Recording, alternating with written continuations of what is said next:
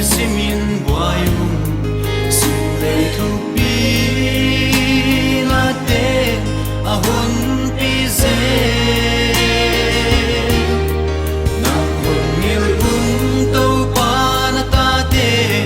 buay ham na sunga ibualtain duam na no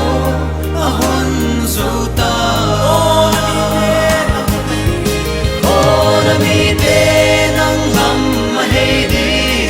Topa na tate Humay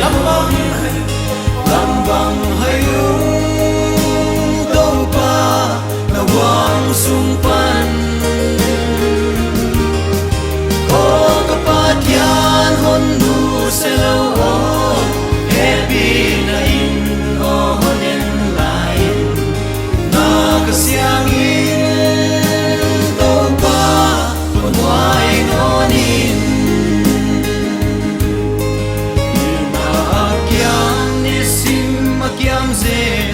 Laina na zong tu'y bangin kiama Happy na lu'y pite akang zota Nagtolunwang kolkom na munte Gilaw na deno alwa zota Manpiging lonin na huwang sunga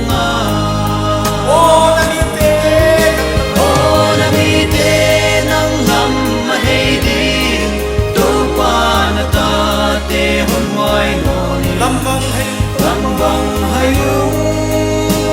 Topa nawang sumpan O kapatyan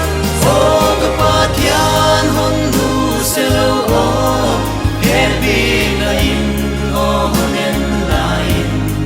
Nakasyangin Topa magway nonin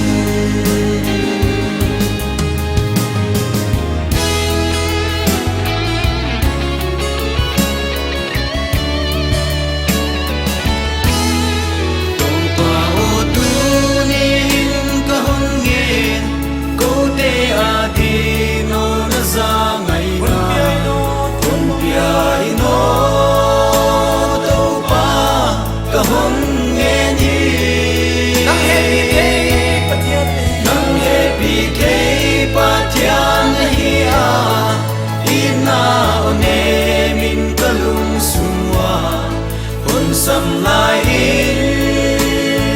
la naladingin namite ng lamahedi Topa na tate honway nonin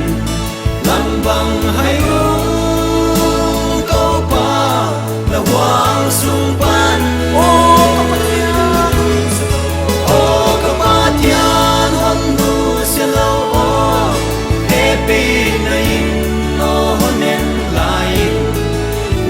Nakasiyangin